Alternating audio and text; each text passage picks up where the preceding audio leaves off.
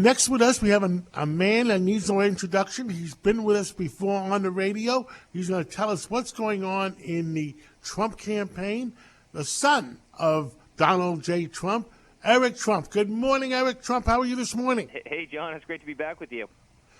What the heck is going on in the campaign? A lot of things are moving. America wants to know what's going on. Yeah, well, it's moving and shaking, and we're doing great. And we had an amazing week. I mean, we had one of the best weeks of the campaign.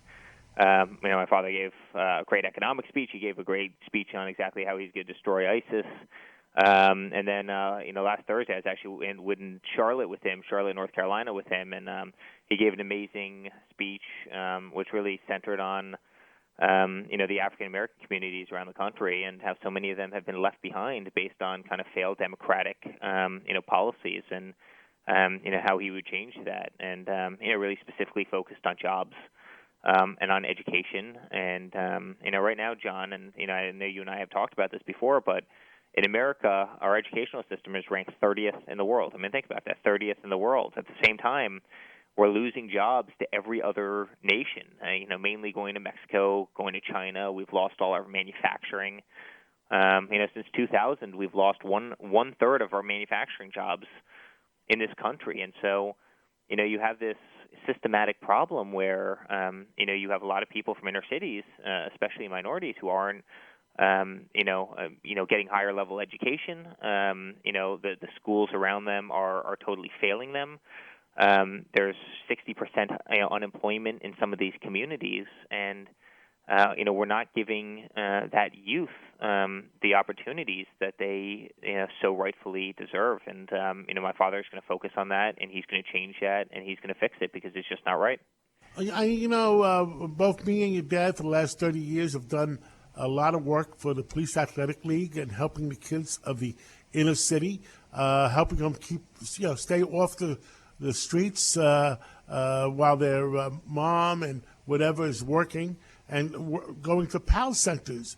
But there were a lot of complaints that I've heard about that under the last 7 years of President Obama, he made a lot of promises to the black communities, and they didn't come to fruition. Yeah, listen, there's no question, and I think that's been happening. My father, said pretty clearly last night that the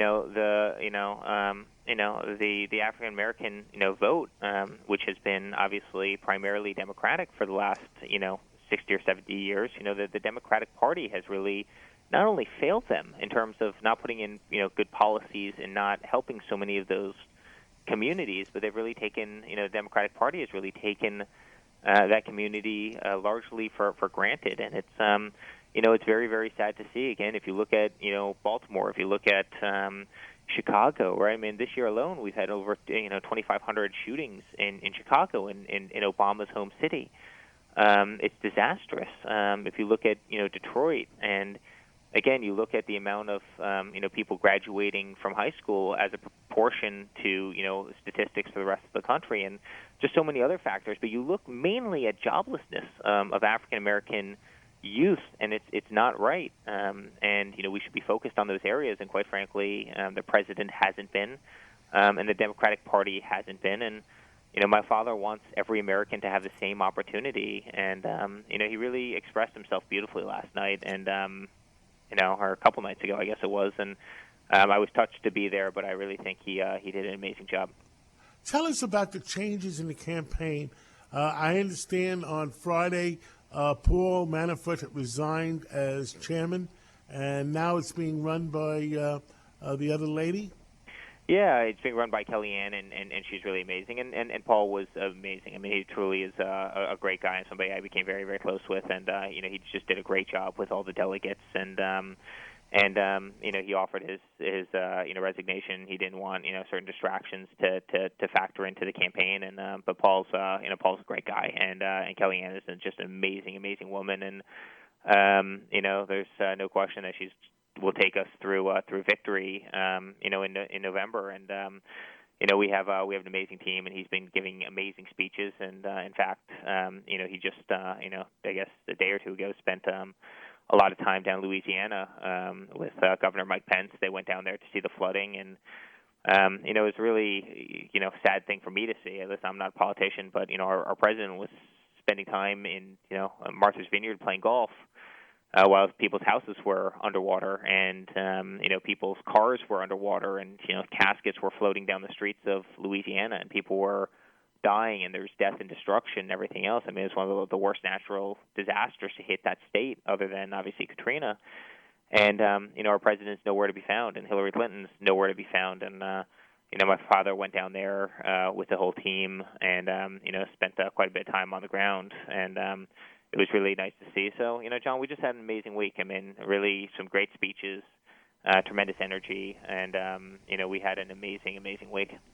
Eric, you've been around the country with your dad now for months and months. And before we sign off, what do you think the 2 or 3 most important things are to the American public right now? Yeah, it's pretty simple. Jobs. We have 100 million people out of the workforce in the United States right now. Again, as I said before, we've lost 1/3 of our manufacturing jobs since the year 2000, largely due in part to NAFTA, which Bill Clinton signed, which is the greatest job-killing bill in the history of our country. People want to be employed. They want to be have productive jobs, and wages in this country haven't increased in the last 15 years. Inflation adjusted, they haven't increased in 15 years. People are making less now in many cases than they were 15 years ago. Obamacare is a disaster. Healthcare premiums are up. Costs are up. Taxes, we're the highest taxed nation in the world. We're overregulated. More small businesses are closing than opening, which, it doesn't, take rocket science to figure out what that means, for the country. So, it's really jobs and putting our country back to work. And I also think safety. You can't turn on the TV without seeing ISIS, blowing up another place or shooting up another place. Or you saw what happened a couple weeks ago in Nice where, hundreds of people were mowed down by, radical terrorists in a truck, or the priest that was beheaded in a church. And, this is happening every single day. And people want safety. They want security. They want to know who's in our country.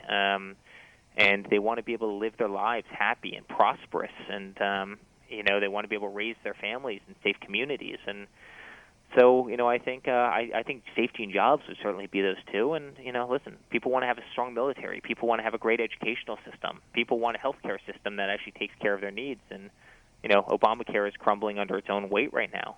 People want to see our veterans taken care of. Absolutely. And people want to see waste and fraud and abuse stop within government. And it's endemic, and it's very sad. And we're going to take care of those things very quickly, and my father will fix those problems so quickly people's heads will spin. So, thank you, Eric. Thank you for filling in America and Americans this morning, and we'll call upon you again real soon. And God bless America, and we'll talk to you real soon. That's right. God bless America. Thank you so much, John. We really enjoyed it. Thank you. This is the Cats Roundtable. We'll be right back.